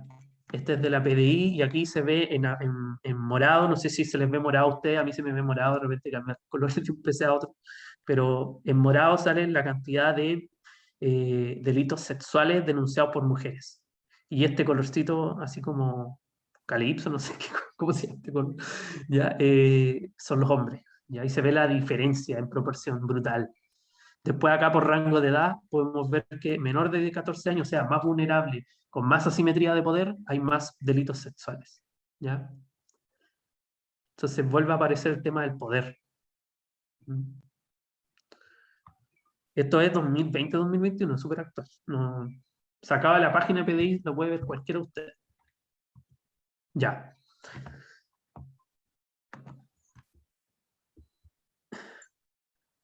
Bueno, no quiero extenderme con esto. Como les vamos a compartir la diapo, igual lo pueden ver ustedes, pero acá se habla un poquito de que el fenómeno del maltrato no tiene una sola causa, ni es una causa que tiene que ver con los cuidadores que tienen un trastorno y por eso maltratan a sus hijos. No, hay múltiples causas que tienen que ver con los padres, con el niño. A veces hay niños que tienen características que son más difíciles de criar que otros, por ejemplo, cuando hay diagnósticos de salud mental, ya. O por ejemplo, aquí hablan de los hijos no deseados, ya hay más probabilidad de que eso influya en la manera de criar. La familia puede tener ciertas características que generan estrés y propician el maltrato, ya como por ejemplo la familia monoparental, que son, yo diría que casi la mayoría, ya donde hay uno solo de los padres que se encarga de la crianza, no tiene apoyo, ya se estresa más, por lo tanto, no descansa y hay más probabilidad de maltrato. Y el entorno, aislamiento social, pobreza, ¿ya? Etcétera, etcétera. Y todas estas se pueden combinar generando escenarios donde el maltrato se puede dar. No voy a decir más que eso porque lo otro lo pueden ver ustedes. Ya, esto es heavy, estas son las secuelas. ¿Por qué hacer los tratos? La evidencia que nos dice, bien ejemplos de cerebro, las conexiones neuronales que tiene esta que dice sin maltrato versus la que dice con maltrato. Es el mismo cerebro casi, pero las conexiones entre las distintas áreas es menor, hay menos comunicación cerebral, ¿ya? Acá hay un dibujito que nos hace entender de que cuando hay maltrato se suele replicar, se suele reproducir, ¿ya? Acá vemos también esta infografía donde hablan de estrés y alteraciones a nivel neurocognitivo, conductual y cerebral. Estas son secuelas, ¿ya? Dificultades en el funcionamiento ejecutivo, es decir, en la planificación, concentración, dirigir la conducta hacia una meta. Todas esas funciones se ven afectadas por el maltrato, ¿ya? Porque el maltrato lo que hace es aumentar los niveles de una hormona que se llama cortisol, que es la hormona del estrés. Y esa hormona del estrés altera una serie de funciones a nivel cerebral que dificultan el aprendizaje, que mantienen al niño hiperalerta, porque un niño que está siendo maltratado lo que necesita para sobrevivir es estar como con las antenitas así prendidas todo el tiempo para saber si le va a llegar un nuevo golpe, qué cara puso el papá para ver si lo va a castigar, le va a decir algo, lo va a humillar, etcétera, etcétera. Entonces, el cuerpo se adapta, pero esa adaptación tiene un costo. ¿Qué costo tiene? Todas estas que vamos a ver hoy día. ¿Mm? Mayor desregulación emocional en la adolescencia. Ojo acá, puedes hacer una gran inversión en la infancia primaria de tu hijo para que la adolescencia después no sea algo tan terrible de manejar, ¿ya? Porque va a ser más difícil si es que no previniste y no ejerciste, si no ejercieron buenos tratos. Acá se ve otro ejemplo brutal, donde se observa una neurona ya normal con sus conexiones neuronales, ¿cierto? Y acá una neurona de un niño que fue expuesto a mucho estrés tóxico, ¿ya? En este caso, estrés tóxico se le llama a un estrés exacerbado que ya genera muerte de neuronas incluso, ¿ya? Niños que están expuestos a contextos de guerra, de violencia intrafamiliar todos los días, donde el papá amenaza a la mamá con un cuchillo, después más encima el niño vive abuso, después va al colegio, le hacen bullying, ¿ya? Así terminan las neuronas de un niño con esa experiencia, con pocas conexiones. Y después les pedimos que se saquen las mismas notas, después les pedimos que que entiendan cuando uno les dice algo, que se porten bien. ¿Cómo? No tiene sentido. ¿Ya? Y acá hay unos grafiquitos que muestran la relación entre cantidad de experiencias adversas tempranas en la infancia y su relación con distintas cosas. Por ejemplo, acá el primer gráfico, la relación de las adversidades en la infancia con la depresión en mujeres adultas. A mayor cantidad de experiencias adversas en la infancia, mayor depresión en mujeres adultas. A mayor cantidad de experiencias adversas en la infancia, mayor consumo de sustancias. Y a mayor, esto es muy loco porque esto ni yo lo sabía, pero me lo encontré heavy, a mayor cantidad de experiencias adversas en la infancia, mayor probabilidad de enfermedades cardiovasculares. ¿Ya? Las personas que han vivido mucho estrés tóxico asociado a maltrato tienen una agitación, como que andan agitadas por la vida, ¿ya? Y esto trae problemas cardiovasculares a largo plazo. Ya. Aquí se ven otras consecuencias neurobiológicas, estructurales, ya, menor desarrollo cerebral. Eso es heavy. Un cerebro se desarrolla menos si vive experiencias de maltrato. Afectaciones graves en el sistema límbico. El sistema límbico es el que regula las emociones, ¿ya? El que tiene que ver con el miedo, ¿ya? También tiene que ver con los recuerdos. Entonces se ve afectado ese sistema cerebral a raíz del maltrato, ¿ya? A menor edad y más crónico el maltrato, mayor el daño, ¿ya? Afectaciones en el eje hipotalámico hipofisario adrenal, ya ahí no los quiero enredar, pero básicamente hay alteraciones de neurotransmisores que se dan en menor o mayor cantidad, que son secuelas de estar expuesto a una situación de maltrato de forma constante. Y sale lo que les decía, más desarrollo de psicopatología, es decir, de trastornos de salud mental, ¿ya? Afectación en procesos básicos en la memoria, atención y concentración, y aquí hay un tema muy importante, porque a muchos niños les ponemos la etiqueta de déficit atencional con hiperactividad, y hay muchos estudios que han dicho que en realidad son casos de trauma, ¿ya? Y secuelas de maltrato, no que tengan déficit atencional con hiperactividad. Entonces el despeje que hay que hacer de la historia familiar, antes de etiquetar a un niño y darle pastillas y decir que él tiene el problema, hay que hacer el despeje, porque a lo mejor en realidad está viviendo maltrato. ¿ya? Sí, sí, Catherine, es muy grave las consecuencias. ¿Ya? Imposibilidad de distinguir sensaciones de miedo. Hay niños que están constantemente con miedo, que de hecho, no sé, yo creo que esta imagen todos la van a recordar. Algún niño que uno se acerca y como que hace este gesto como que él se está esquivando un golpe. Ya, eso es hiperactivación, mucho cortisol, miedo constante. Y eso es supervivencia. Para el niño es supervivencia. Bueno, lo mismo, alerta continua, hipersensibilidad. O sea, ¿cómo le vamos a pedir a un niño que vive en ese contexto que se regule emocionalmente, que no tenga pataletas? O sea, bueno, hay pataletas que son normales, pero que no tenga así desbordes. ¿Cómo le vamos a pedir eso si estuvo tantos años de su vida recibiendo maltrato? La ciencia lo dice. ¿Mm? Vamos a seguir. Miren, aquí este ejemplo de este cerebro. Este es un cerebro, un niño de 3 años. Los dos cerebros son niños de 3 años, pero uno en situaciones normales de buenos tratos y de satisfacción de necesidades básicas y todo. Y acá un caso de negligencia extrema. Un cerebro más pequeño, físicamente más pequeño. O sea, ni siquiera estamos diciendo que funciona mal nomás, sino que es físicamente menos desarrollado. ¿Ya? Y aquí aparece lo que les decía de los gritos. ¿Ya? Un niño que recibe gritos guarda recuerdos negativos que provocan angustia, estrés y ansiedad, libera dopamina y adrenalina, que son neurotransmisores del cerebro, preparados para huir, ya están como en este estado de evitar las situaciones, envía señales de peligro, inseguridad y amenaza, por eso los niños andan así como alerta, como a la defensiva, ¿ya? Etcétera, etcétera. Estos son otros efectos que se dan en... Aquí quise poner también los efectos en las figuras maltratantes, que lo encontré en la bibliografía y que lo encuentro relevante. No solamente sufre la persona que recibe el maltrato, la persona que ejerce el maltrato muchas veces sufre harto, ¿ya? Porque se siente culpable, porque lo aíslan, porque necesita negar eso, porque no se siente orgulloso de hacerlo, ¿ya? Porque se siente con baja autoestima, porque siente que es un mal padre, pero no lo puede reconocer porque eso lo desarma, por ejemplo. No sé si ahí de repente la Elizabeth nos quisiera contar cómo viven los padres que maltratan esta situación. Se De sienten... hecho, claro, de hecho ellos siempre tienen miedo a lo que van a decir, a lo que van a hacer. Intentan como hablar como el idealismo de todas las situaciones, eso se logra apreciar mucho.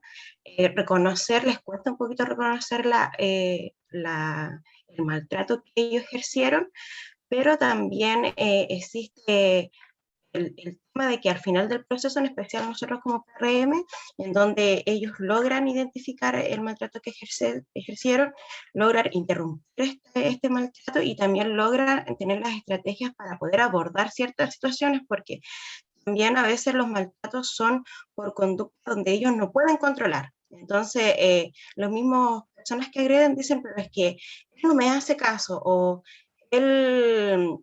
yo lo que hice no fue tan grave. Entonces, a través de eso, nosotros como que intentamos que ellos logren comprender y también logren identificar el maltrato que se ejerció, ya para que no se vuelva a repetir.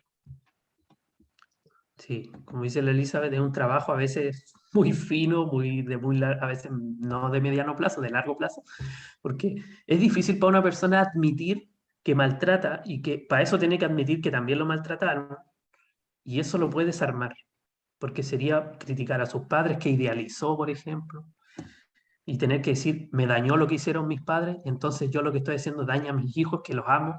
Entonces es súper difícil reconocerlo, no es tan fácil, no es leerse un libro ni ir a una cátedra libre, ¿ya? A veces hay que hacer terapia, ¿ya? Bueno, aquí las consecuencias a los niños, niñas y adolescentes no se las voy a leer porque ustedes las pueden revisar después, pero ya creo que quedó claro que hay mucha evidencia de que hace mal, ¿ya? Ahora vamos a la parte de detección, ¿ya? Disculpen si estoy apurado, pero es por una cosa de tiempo, ¿ya? Igual ustedes pueden hacer preguntas, inquietudes, ya quizás como para afinar cosas que yo pase muy rápido. Pero creemos que es muy importante que ustedes se vayan hoy día con algunas herramientas básicas para, ¿cómo se llama?, detectar el maltrato y el abuso. Porque todos estamos en relación con niños en algún u otro lugar, ya sea en la escuela, ya sea en nuestro trabajo, ya sean familiares, nosotros mismos como padres, En la ¿ya? casa, los vecinos, en el Los entorno. vecinos. Y ahora que casi todos vivimos en departamentos, se escucha todo. Escucha Entonces, todo, claro. ya, así que más de alguno va a detectar cosas después de esta ya. O va a decir, oh, detecté algo y no denuncié, soy malo. No se culpabilice. ¿Ya? Pero antes de eso, quería darle algunas consideraciones, porque también hay que ser delicados con esto. ¿Ya? Primero que todo, no hay un síntoma o un signo que ustedes digan, oh, sí o sí vivió maltrato.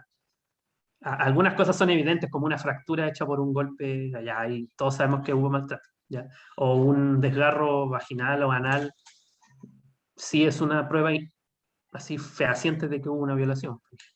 Pero hay cosas que no son tan claras. Un niño que tiene conducta agresiva necesariamente está siendo maltratado.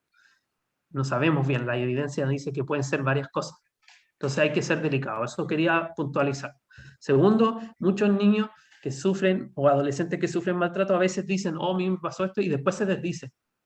¿Ya? No, en realidad yo mentí. Pero eso tiene que ver con miedo a las consecuencias legales, familiares, amenazas que reciben. ¿Ya? Y hay que tener cuidado y no decir, ah, es que el niño ahora dice que es mentira, entonces no hubo nada, me voy a la casa. ¿Ya? Cuidado con eso. Tercero, hay niños y adolescentes que presentan indicadores claros de maltrato de uso, pero que no son capaces de reconocerlos como tal. O sea, que uno como externo los ve, pero ellos te dicen, no, a mí nunca me han hecho nada, no, a mí me tratan bien mis papás. Y eso no significa que no les haya pasado, sino que se acomodaron, normalizaron la situación. Entonces, basarse de repente en el mismo diálogo de los niños tampoco es tan fiable porque el mismo niño está inserto en una dinámica de maltrato, entonces no es como lo más objetivo de la vida, ¿ya? Hay que estar atento a cosas de repente más objetivas, ¿ya? Y tercero, si va a conversar con los adultos que vulneran, por favor no juzgar ni descalificar, sino más bien asumir un rol de comprensión y orientación, validando el hecho de que no ha encontrado otra forma de criar y que podemos orientarlo o ayudarlo. Porque si vamos a confrontar a la persona, oye, tú andas maltratando, ¿qué probabilidad tenemos de que esa persona entienda que eso está mal? Si además más encima estamos siendo agresivos, siendo totalmente contradictorios con lo que estamos diciendo ahora. Los buenos tratos parten incluso en la manera de tratar a las personas que maltratan. También se merecen buenos tratos. Eso es loco, ¿no? Porque a uno le da rabia. Pero ahí hay que tratar de hacer ahí un respirar profundo y tratar de usar la empatía, ¿ya?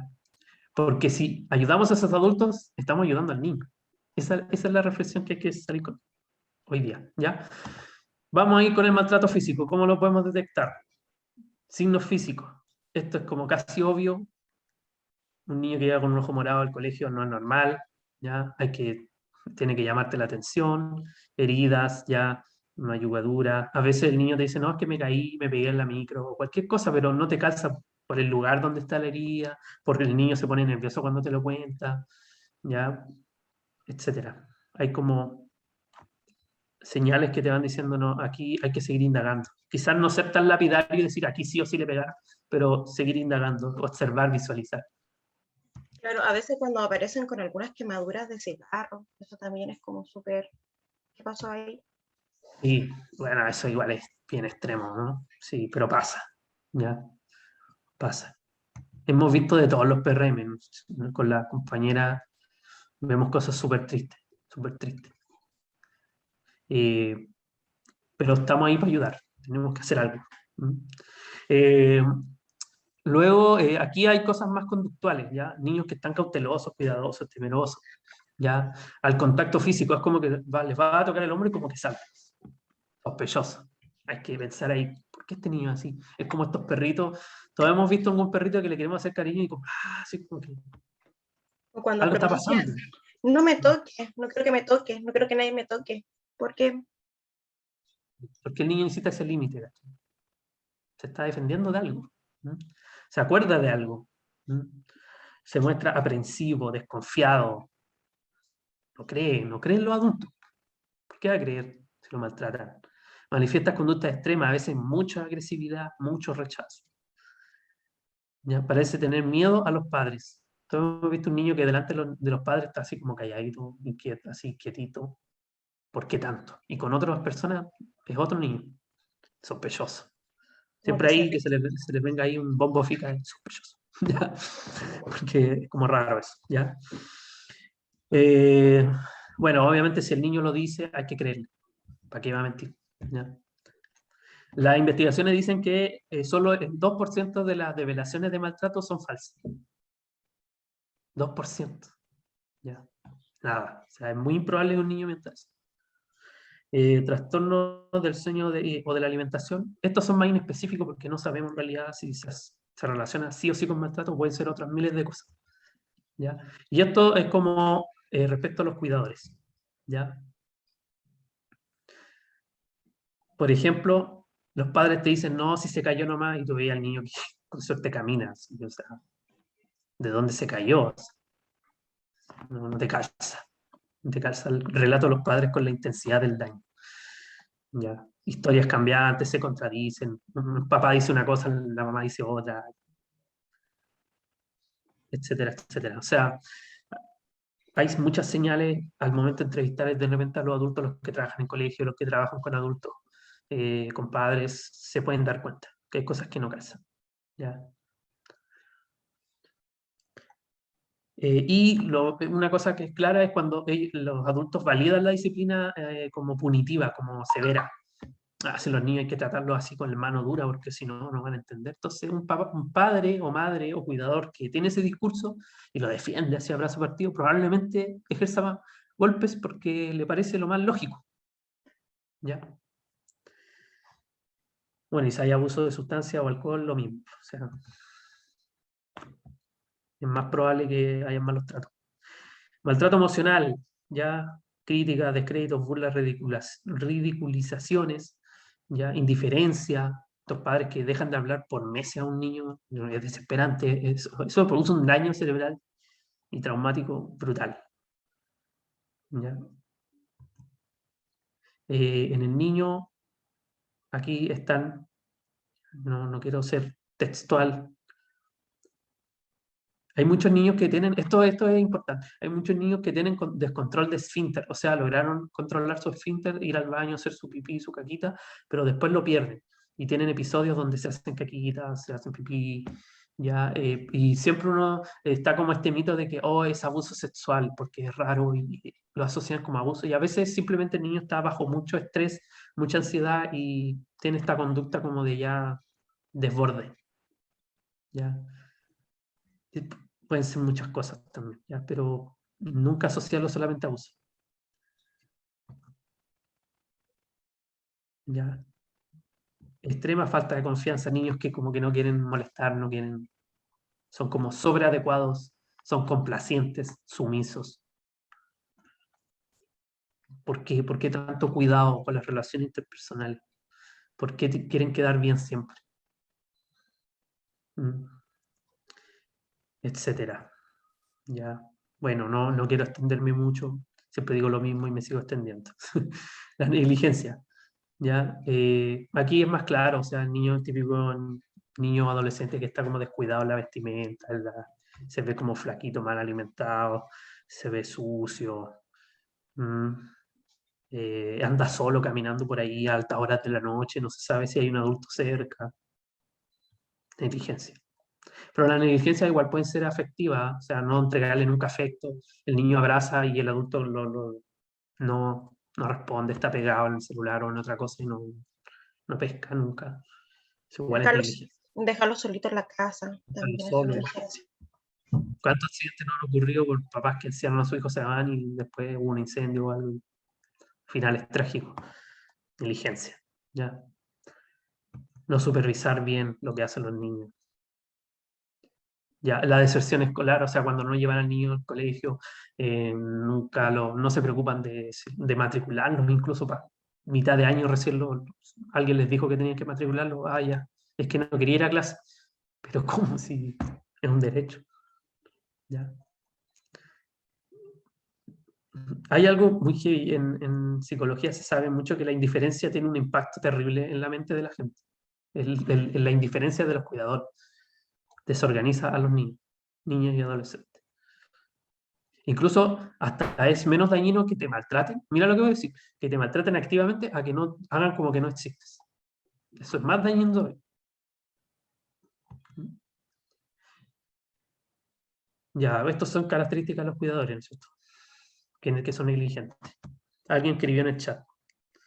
Me tengo que retirar, ya, se entiende. Sí, sí, nos pasamos, ya. Hasta ahora, alguien podría así poner el dedito así, vamos bien, han entendido, ha sido clara la exposición, está muy enredado, no sé.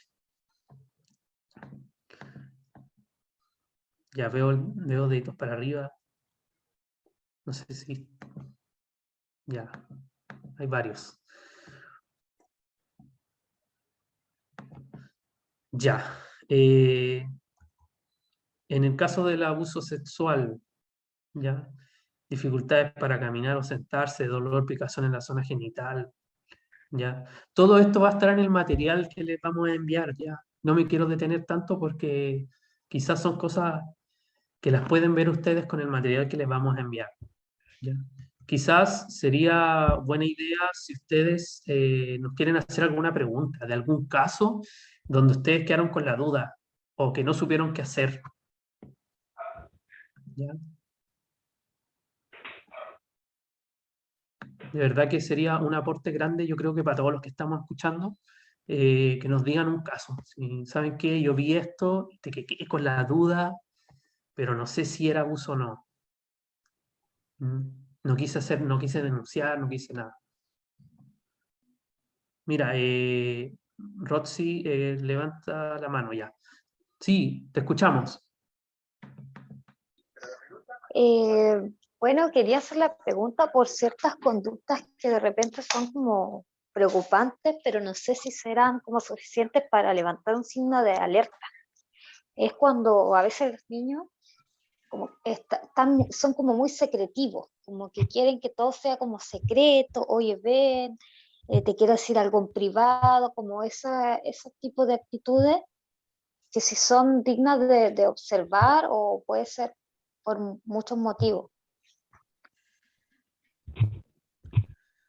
Ya, bueno, cuando se trata de detección de maltrato hay que siempre acordarse de esto. Una golondrina no hace verano y un indicador no hace diagnóstico. O sea que con una sola cosa, difícil que podamos tener claro lo que pasa.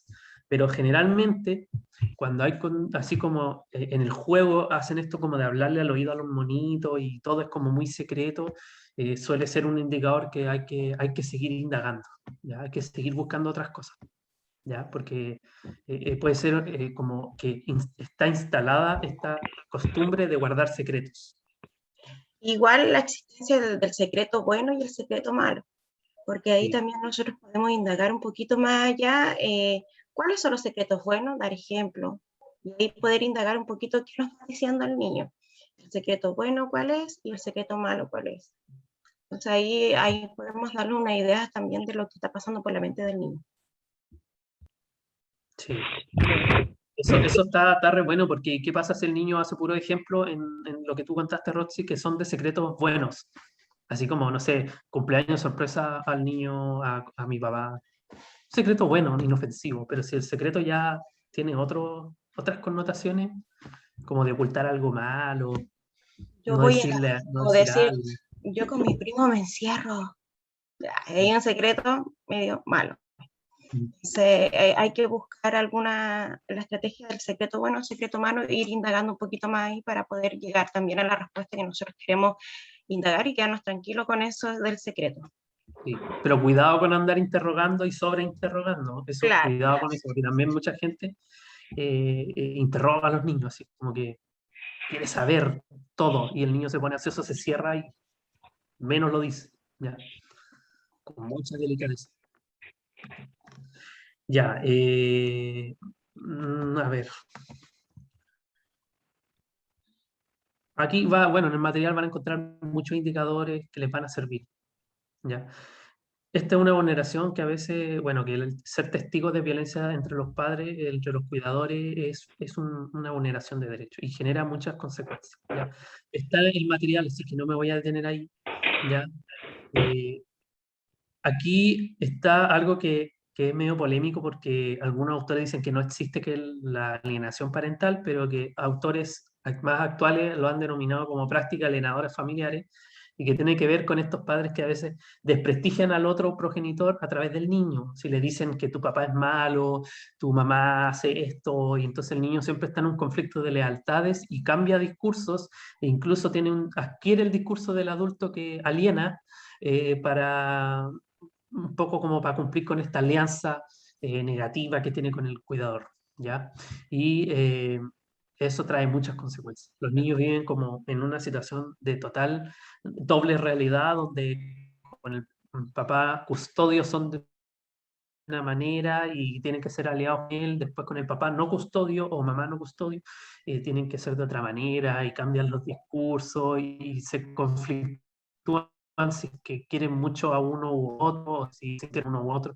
Es terrible, ¿ya? Entonces, pero ahí también la reflexión que queremos invitarles también hoy día es que todos podemos ser parte de esa alienación, no necesariamente solo los adultos, los padres, sino que los cuidadores. Podemos ser un abogado de uno de estos padres, a veces un mismo profesor que solamente ha escuchado una de las partes y se queda con eso, ¿ya? Un abuelo, una abuela, que colaboran con esta dinámica, ¿ya? Entonces, es un fenómeno súper complejo de trabajar. Nosotros hemos estado en el PRM ahí con canas verdes de todos los colores con estos casos, porque como que los niños pasan a tercer plano por los De adultos. hecho, Siempre la pelea entre ellos. de hecho, a veces manejan información que no les corresponde a su edad. Y también eso va por los adultos referentes que lo exponen a esas circunstancias. Otro progenitor, en caso de régimen regular, que eso es fácil, tu papá no vino porque no quiere. Entonces, ahí como que las dificultades. Gracias, Elisa. Muy clarificador ese ejemplo. Ya son cosas reales así, pero del mundo real. Ya no son sacadas de un libro ni nada. Y de Antofa. ¿Ya? Mundo real antofagastino. Ya. Esto se ve en los niños, ¿ya? Discursos dicotómicos. Cuando hay alienación se ve esto. Suelen usar frases. Tenemos un caso de una chica que por ejemplo, dice, no, cuando yo tenía 2 meses, mi mamá me pegaba. A los 2 meses no tenéis recuerdo. ¿Quién te dijo? Mi papá. Ah, ok. Sospechoso. De nuevo ahí, sospechoso. Ansiedad cuando se le pregunta por sus cuidadores. Cambios de conducta posterior a visitas, en caso de que hayan visitas. Para mantener la lealtad, cambian. O se conflictúan porque sienten cariño por el otro padre, pero después tienen que llegar con el chip cambiado. Entonces, es terrible, es enloquecedor. Claro, incluso cuando los niños a veces dicen, no, es que mi mamá no me deja de que me quede a dormir con mi papá, no me deja. Entonces eso no es la mamá la que decide esas cosas, por algo hasta el tribunal de familia y todas esas cosas. Entonces son palabras que se traspasan a los niños y que lamentablemente ellos como que se quedan con eso, y el impacto para ellos también. No, es que no, y como le tienen temor, no, la cosa es así. Así es, así se ve. Ya, la Elisa trabaja en la trinchera ahí con esos casos, entonces ella lo tiene pero fresquito. Ya. ¿Qué podemos hacer entonces? Ya, con todo este bombardeo de información que hoy día les hicimos, perdónennos por tanta información, de verdad, y quedamos cortos, pero con todo eso, ¿qué podemos hacer? ¿Ya? ¿Cómo podemos ser co-garantes de los derechos de los niños, niñas y adolescentes? Es decir, promover que se cumplan estos derechos. Denunciar. ¿Cómo? A estos medios que están acá. Sáquenle foto, por favor, al tiro hagan el pantallazo, ¿ya? Porque a veces no sabemos a dónde estamos nerviosos en la situación, ¿no? ¿Dónde llamamos? Están los datos acá, péguenlos en el refrigerador, no sé, en alguna libretita. Ya, eso es una de las cosas que podemos hacer. ¿Ya? ¿Cómo reaccionar? Y también recordar siempre que al denunciar ustedes pueden cambiar la vida de un niño. A veces hay cosas que no, la gente por temor no denuncia, y ese niño sufre la vulneración por mucho tiempo, porque nadie lo pudo salvar. Así que, ojo, ahí les dejo la invitación, si ustedes ven o cosas así, a realizar la denuncia correspondiente. Sí. wow, eso que dijiste en realidad es heavy, porque es verdad. ¿Cuántas personas, cuántos de los que estamos aquí vivimos situaciones y nadie hizo nada? ¿Cómo hubiese sido nuestra vida si alguien se hubiese metido? No sabemos. Probablemente nos hubiésemos saltado un montón de terapia y cosas que hemos tenido que hacer. ¿Ya? Bueno, aquí están estos datos. ¿Ya? Acá al final hay un link del Chile Crece Contigo, y tiene material súper didáctico, súper claro de qué es maltrato, qué se puede hacer. ¿Ya? Por favor, véanlo, porque es muy útil. Se lo pueden mandar a alguien que no sé, tiene un amigo que vieron que le pegó a su hijo y no sabe qué hacer y en realidad no sabe qué estrategia usar. Mándenle el link. Oye, revísate estas cosas, a lo mejor puedes sacar ideas. ¿Ya? Ayudemos, en vez de criticar, ayudemos. Ya, ¿cómo reaccionar? Escuchar con respeto y empatía, no juzgar, validar las emociones, no invadir con muchas preguntas, lo que decíamos recién. Expresarle, aparte que en los casos de abuso sobre todo es súper delicado cuando uno hace muchas preguntas porque después podemos alterar el relato de un niño y eso va a afectar en el proceso penal. Cuando tenga que hacer su declaración, si le preguntaran tantas veces, se va a poner nervioso, va a cambiar la historia o va a estar confundido o confundida y después se va a afectar y va a quedar libre el agresor o agresora. ¿Por culpa de quién? Del que anduvo preguntando miles de veces. Cuidado con eso. Expresarle que puede contar con nosotros, que deseamos protegerlo, no prometerle cosas que no vamos a hacer.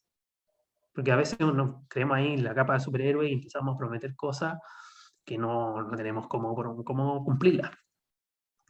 Yo te voy a sacar de ahí. ¿Cómo? ¿Sí? ¿Con qué? Ya. ¿Estáis seguros que eso va a pasar? Que lo haga la justicia, sí, por eso están los dispositivos de protección. Ya. No criticar, no referirse negativamente a los cuidadores, porque hay una lealtad que cuidar ahí, ¿no es cierto? Familiar, respetar los tiempos del niño. Si no quiere hablar en ese momento, en otro momento. No fuercen. ¿Ya? Esto es importante igual. ¿Qué hacer si nosotros nos vemos que vamos a maltratar? Ya sentimos que estamos al borde de maltratar. Alejarse de la situación. El tiempo fuera. ¿Sabéis qué? Ya estoy a punto de pegarle a este niño, me voy a ir al baño. No importa que siga haciendo la pataleta, ya. Pero no llegar al maltrato. Vale oro esa decisión que ustedes tomen. Váyanse a un lugar tranquilo. Aquí dan algunos tips, ¿ya? Golpear una almohada, respirar profundo y lento. Elizabeth, ¿tú queréis decir algo? Sí, acá también va lo fundamental que tienen que hacer siempre todas las personas que tienen niños, es tener un autocuidado personal. Eso es fundamental para no llegar a esto, para no llegar a un estado mental o a un colapso máximo que se le dice, en buscar espacios en la rutina diaria donde también ustedes puedan tener todos los referentes, un espacio de autocuidado personal. Cosas pequeñas que cada uno sabe qué es lo que le gusta, música, salir, hablar con otras personas, todo eso también ayuda a que uno bote todas estas intenciones que tiene a diario. Ya. Bueno, esto va a quedar aquí en el material para que ustedes lo tengan, pero aquí quiero este mensaje que está aquí al ladito. Léalo en voz alta. Nadie es perfecto, nadie sabe ser padre de la nada. ¿Ya? Cada uno tiene que cargar con su propia historia. Y buscar ayuda no nos hace peores padres, al contrario, nos hace mejores padres. ¿Ya? Pidan ayuda. No tienen por qué saber. No son unos demonios porque un día se les fue y maltrataron. Pero háganlo a tiempo. Háganlo a tiempo. Busquen la ayuda. Hay mucha ayuda, de verdad que hay. No es como para decir que nadie te puede ayudar. Hay, lo que pasa es que no se difunde tanto. Ya, bueno, lo mismo aquí con el tema del abuso. Están los tips, los dejamos en la diapo para que les quedaran, ya, así que no me voy a extender en ese sentido. Pero es súper importante el respeto, ¿no es cierto? El no invadir, el tema de entender que el niño que está bajo una situación de abuso intrafamiliar, que son la mayoría, está bajo mucha presión, porque van a haber consecuencias de hablar, muchas consecuencias. Y a veces prefiere sacrificarse para que todos estén bien, entre comillas. ¿Ya? Entonces hay que ser muy respetuoso. Nunca confronte al niño entre el niño y el abusador. Hay personas que hacen eso. Ya, pero traigan a esta persona, ya, ahora. ¿Qué fue lo que tú me dijiste? Dilo delante de él. Terrible, terrible. Nunca culpa al niño pero ¿por qué no me contaste antes? Pero si yo te he dado tanta confianza. Siempre te he dicho que me cuentes cuando te pasa algo. ¿Por qué me decís ahora? Pasaron 2 años. Las investigaciones de daño a un niño con abuso intrafamiliar no es tanto el abuso, sino que la reacción familiar post-develación. La reacción familiar post-develación genera secuelas muy graves. ¿Ya? Por eso la reacción que puedan tener ustedes ante una develación es crucial para facilitar la salud mental del niño, niña o adolescente. ¿Alguien quiere hablar, parece, o no?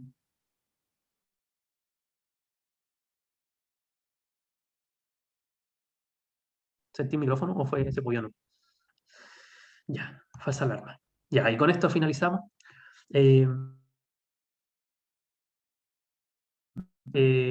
La pandemia trajo un montón de vulnerabilidad a los niños, niñas y adolescentes. ¿Ya? Ha aumentado la cantidad de gente que recurre a psicólogos, psiquiatras. Si tienen amigos psicólogos que atienden, pregúntenle cuántas veces los llaman al día, ya no tienen hora, y generalmente son preadolescentes o adolescentes, la mayoría de las consultas. ¿Por qué? Porque estaban en una etapa que querían salir de la casa, estar con los amigos, pololear, y de repente todo para adentro, todo cerrado. Generó crisis de salud mental y se perpetuaron situaciones de dinámica violenta donde el niño se escapa, tenía un ligero escape yendo al colegio y ya no lo tiene. Ya. El contexto sociopolítico, la revuelta social también generó vulneraciones. Los carabineros vulneraron los derechos de muchos menores de edad, la fuerza pública. Se criminalizó a los niños, niñas y adolescentes. ¿Ya? El Instituto de Derechos Humanos lo dijo en su informe, la cantidad de vulneración que se ha generado es terrible. En Chile lidera en cantidad de personas con pérdida ocular por balines de fuerza, etcétera, etcétera. ¿Ya? Y esto toca a los niños también. Niños que fueron abusados sexualmente, fueron golpeados, ya, por estar en marcha. ¿Ya? Las redes sociales aparecen fenómenos nuevos como el grooming, el sexting, ¿ya? Adultos que se hacen pasar por menor de edad y chatean con niños, se hacen amigos y después les piden favores sexuales, imágenes, desnudos, terrible. Hay que estar muy atentos a las redes sociales, ¿ya? Esto de mandarse nudes, ¿ya? Que estuvo, no sé si todavía estará de moda, ¿ya? Pero eso igual, normalizar eso no está bien porque estás transgrediendo límites de tu cuerpo. O a veces hay una sobreexposición del cuerpo en redes sociales con menores de edad que genera un riesgo. Se ha sabido, los famosos packs, dicen por ahí en el chat. También se ha sabido de que en algunos juegos famosos como el Roblox, como el Minecraft, cuando se juegan online hay grupos de pedófilos que se involucran en estos juegos para poder acceder a niños y niñas y adolescentes. Terrible. Dan ganas de no hacer nada, pero no nos pongamos paranoicos tampoco. Fiscalicemos, tengamos la confianza y tengamos la información y supervisemos lo que hacen nuestros hijos en los dispositivos tecnológicos, porque nos podemos encontrar con cosas muy negativas y nosotros tratando de hacerlo súper bien en la casa y por una red social pasó algo. ¿Ya? Jornadas laborales extensas, ¿ya? Y aquí entramos ya en la polémica máxima porque ¿cuánto tiempo tenemos los adultos para estar con los hijos? Los que trabajábamos y todo. Muy poco. ¿Cómo podemos ejercer una crianza responsable, nutricia, de buenos tratos en esas condiciones? Difícil. No imposible, pero difícil. Por lo tanto, es difícil hacer esto que estamos pidiendo que hagan. Pero hay que hacerlo. ¿Ya? Porque es mejor. Las consecuencias son mejores. ¿Ya? Pero eso implica entonces cuidarse uno también. Porque si tenemos esas jornadas extensas, si tenemos una oportunidad de no trabajar tanto, si tenemos la oportunidad de darnos espacios familiares, vacaciones, licencia, hacerlo, porque vamos a ser mejores cuidadores. Para cuidar hay que cuidarse. Y con eso los queremos dejar hoy día. Espero que les haya sido de mucha utilidad. Agradecemos mucho la participación y les mandamos un abrazo muy apretado y esperamos haber aportado un granito de arena a una infancia mejor tratada y que recuerdemos sus derechos un poquito más. Así que eso, un abrazo. Disculpen, antes de finalizar, ¿podríamos sacarle una foto? Si Diego, ¿podría dejar de compartir? Sí. Sí, para sacar una foto a los que quieran prender sus cámaras sería para participar. ¿Ya? Yo la voy a tomar. Ahí, a medida que vayan apareciendo sus cámaras. Súper. 1, 2, 3. Muchas gracias. Ya pues, se les va a hacer llegar el material, así que ahí que estén atentos a sus correos. Hasta luego, muchas gracias igual por permanecer en la exposición y muy bien. La paciencia que tuvieron. Sí. Se les agradece. Y por la participación también. Sí. Hasta luego, que estén bien. Chao. Tengan un buen fin de semana. Chao, gracias.